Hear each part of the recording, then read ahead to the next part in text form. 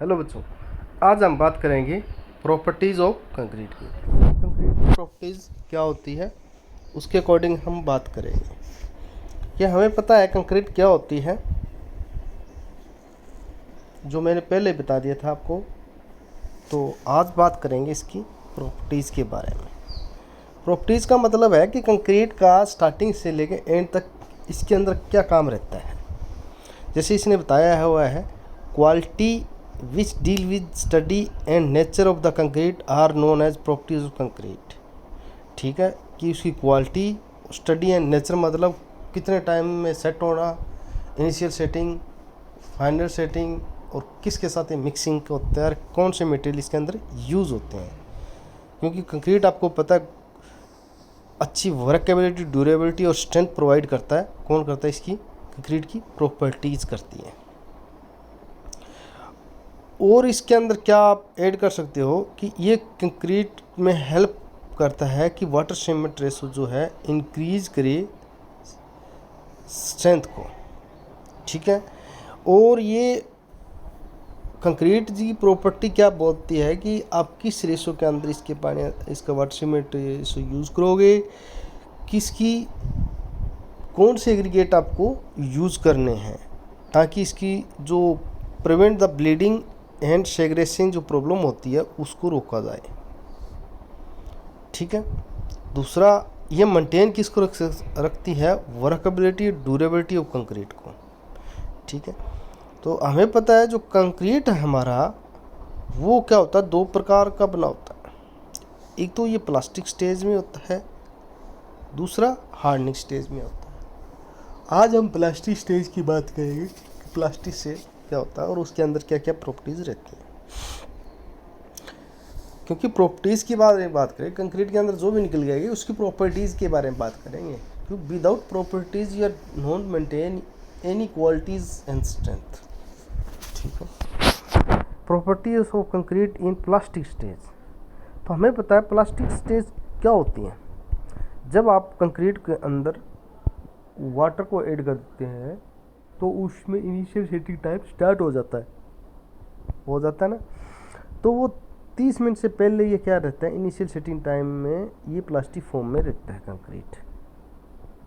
ठीक है, उसको बोलते हैं हम प्लास्टिक। जैसे जब तक ये सेट ना हो ये प्लास्टिक फॉर्म में रहता है। तो उसकी कुछ प्रॉपर्टीज़ हैं प्लास्टिक स्टेज की: good workability, free from segregation, freedom for bleeding. ठीक है, तो ये इसकी 3 प्रॉपर्टीज़ हैं, इनके बारे में हम बात करते हैं। और इसके साथ ये बात करेंगे कि इसकी प्रॉपर्टी को इफ़ेक्ट कौन कौन करता है, इफ़ेक्ट कौन कौन करता है। Good workability. गुड वर्केबिलिटी का मतलब है फ्रेशली कंक्रीट। ये कहता है कि जब हम मिक्सिंग करते हैं, प्लेसिंग करते हैं, तो उस कंक्रीट के अंदर ना तो ये ब्लीडिंग की फॉर्म में आए, ना ही सेग्रेसिंग की फॉर्म में आए। ठीक है, ये क्वालिटी को वो क्या करता है, मेंटेन रखता है, ताकि ये मेंटेन रखता है और ताकि जो हमारा काम है वो जल्दी हो पाए। तो इसकी वर्केबिलिटी जो हम मेंटेन करते हैं, उसका टेस्टिंग करते हैं। इसके 4 टेस्ट होते हैं, उसके द्वारा हम इसको वर्केबिलिटी को मेंटेन रखते हैं। मेंटेन मतलब हम जो भी काम कर रहे हैं, जो हमारा कंक्रीट है वो काम करने के लिए सही है या नहीं है, अकॉर्डिंग टू ये डिज़ाइन या बेम, कॉलम, फाउंडेशन, रोड्स। ठीक है, उससे हम 4 टेस्ट करते हैं। पहला टेस्ट कौन सा होगा? आपका स्लम टेस्ट, जो मैंने पहले बताया। फिर है फ्लो टेस्ट, फिर रहता है कंपन्स टेस्ट, फिर रहता है वीवी टेस्ट। ठीक है, ये इस प्रकार की क्या होते हैं, टेस्ट होते हैं, जो मैंने आपको पहले बताया था। पिछले चैप्टर में हमने इनकी बात की थी।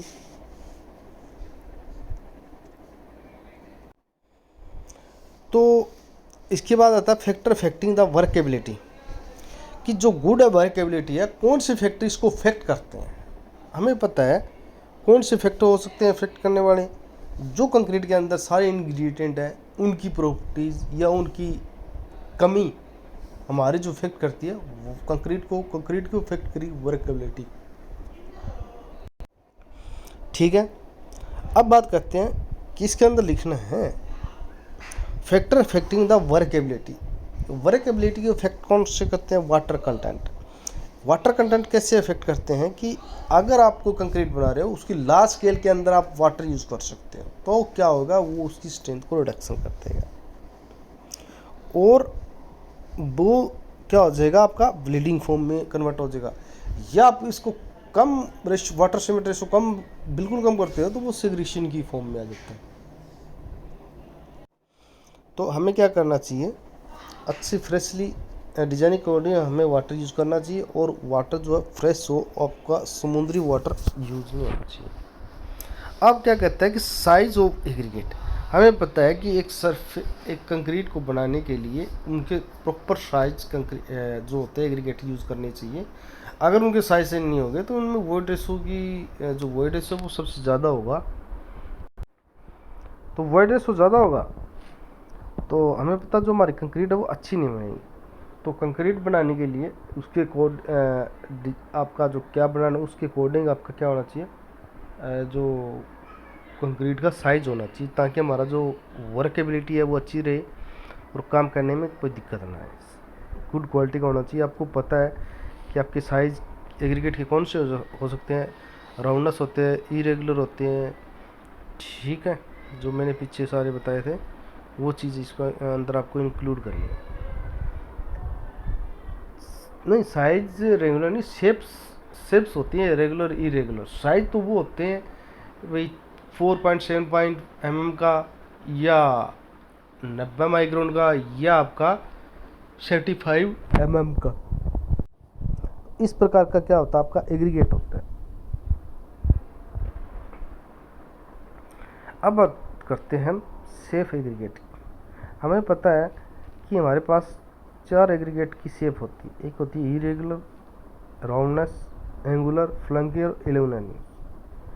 ठीक है, राउंडनेस एग्रीगेट प्रोवाइड क्या करते हैं हमें, surface compression compare to the other aggregate same size also due to smooth surface, high workability. तो मैंने ये चीज़ें आपको बताई थी किस प्रकार का एग्रीगेट किस प्रकार का आपकी शेप देगा और वर्केबिलिटी देगा। और सबसे ज़्यादा वर्केबिलिटी किसकी होती है, राउंडनेस की होती है। सबसे ज़्यादा राउंडनेस की ज़रूर नहीं होती, राउंडनेस की वर्केबिलिटी ज़्यादा नहीं होती, क्योंकि इसमें राउंडनेस हो गया तो उसको टेस्ट करने में बहुत दिक्कत आती है, उसके अंदर वॉइड रेशो रहने के चांसेस और ज़्यादा रह सकते हैं। जो एग्रीगेट ग्रेडिंग ऑफ एग्रीगेट है वो कहता है कि जो ग्रेडिंग ऑफ एग्रीगेट है उसके अंदर आपको क्या कि जो आपके एग्रीगेट है अच्छे हैं तो उसमें वाटर कंटेंट की मात्रा कुछ ज़्यादा नहीं लेनी होगी। अगर उसमें वाटर सीमेंट रेशो हम कम लेते हैं तो एग्रीगेट की क्वालिटी कम है तो वो आपकी जो स्ट्रेंथ है, ड्यूरेबिलिटी है कंक्रीट की नहीं बनाएगा।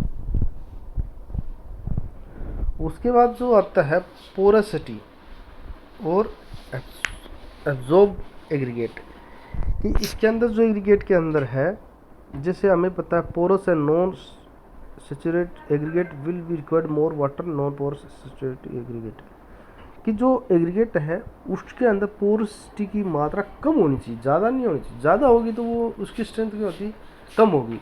अगर उसकी अकॉर्डिंग टू स्टोन के होगी तो उसकी जो पोरसिटी स्टोन के अकॉर्डिंग होगी तो क्या होगा, स्ट्रेंथ ज़्यादा होगी। फिर बात करते हैं एडमिक्सर। एडमिक्सर क्या काम करता है, ये प्लास्टर साइज का काम करता है, सुपर प्लास्टर साइज। ये हमेशा सरफेस के ऊपर रहता है और एग्रीगेट को अगर आप कंक्रीट को यहाँ से दूसरी जगह शिफ्ट कर रहे हो और वहाँ लग जाता है आपको टाइम ज़्यादा, और हमें पता है इसके नीचे सेटिंग टाइम 30 मिनट है, तो क्या होगा कि ये रास्ते में सेट हो जाएगा। तो इसमें क्या करते हैं, एडमिक्सर यूज़ करते हैं सुपर प्लास्टर।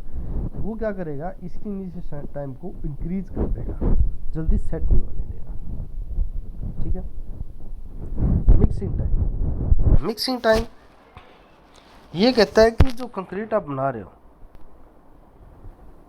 उसके प्रॉपरली टाइम के अकॉर्डिंग बनाना चाहिए। Concrete lose its workability the time lose of the water contact for mixing by chemical reaction water hydration process. Mixing time के अंदर आप वाटर कंटैक्ट डालते हो, आपको पता सीमेंट के साथ जैसे वाटर कंटैक्ट आता है तो केमिकल रिएक्शन स्टार्ट हो जाती है। अगर वहाँ हीटिंग सबसे ज़्यादा है तो वो ऑपरेट हो जाएगा, वो ऑपरेट हो जाएगा तो मिक्सिंग के अंदर हमारी जो वर्केबिलिटी है वो कमज़ोर हो जाएगी। तो इसके लिए हमें मिक्सिंग के टाइम में हमें बहुत ज़्यादा ध्यान रखने की है, चाहे मशीन के टाइम में हो चाहे हैंड मिक्सिंग के टाइम में हो। आप उसको 5 मिनट के अंदर अंदर मिक्स करना चाहिए वाटर ऐड करने के बाद, और 30 मिनट से पहले इसको यूज़ में लाना चाहिए। टेम्परेचर ये कहता है कि उस वहाँ रूम टेम्परेचर 29 होना चाहिए, ज़्यादा होगा तो आप, अगर टेम्परेचर ज़्यादा हो गया तो हीट होप हाइड्रेशन इंक्रीजेबल हो जाएगी, आपकी सेग्रेशन की फॉर्म में आएगा आपका जो कंक्रीट है। तो इस चीज़ का हमें ध्यान रखना होगा कि जैसे जहाँ कंक्रीट बन रहा हो वहाँ टेम्परेचर ज़्यादा ना। फ्रीडम फ्रॉम सेग्रेशन, अब हमें ये समझना है सेग्रेशन क्या होता है। सेग्रेशन होता है जब आप कंक्रीट बनाते हो तो उसके जो बिग कोर्स एग्रीगेट है वो जो सीमेंट पेस्ट है उससे अलग हो जाते हैं, उसको अलग हो जाना क्या कहलाता है, सेग्रेशन। ठीक है, केस ऑफ सेग्रेशन, भाई किस फॉर्म में कैसे सेग्रेशन होता है। सेग्रेशन एक तो ये हो सकता है आप too much water use mix करते हो, जब उसके अंदर बहुत ज़्यादा पानी यूज़ करते हो मिक्स मिलाते समय, एक तो उस टाइम होता है।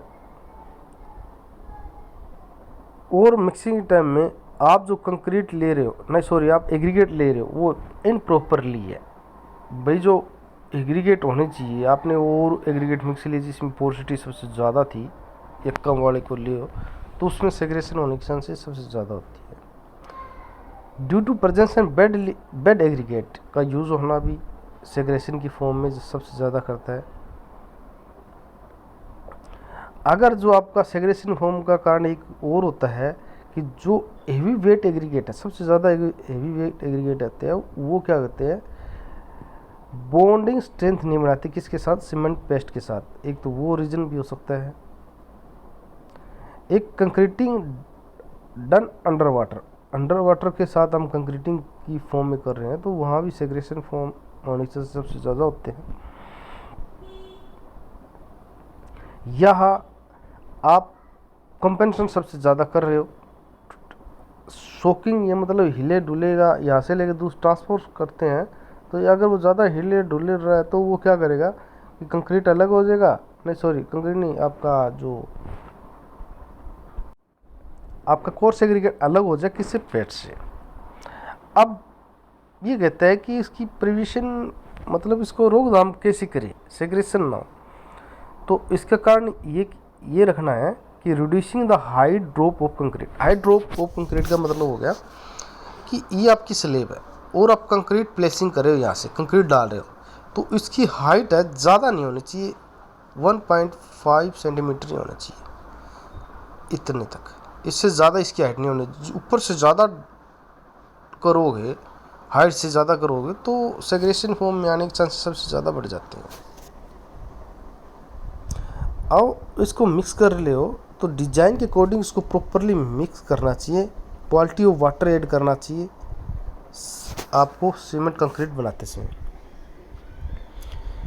और क्या करना है इसमें air entraining agent should be reduce the segregation, reduce the water contact. Air entraining agent मिलाने चाहिए ताकि इसके अंदर एयर बबल कुछ और वगैरह बनेगा तो वो इसको समाप्त करते हैं।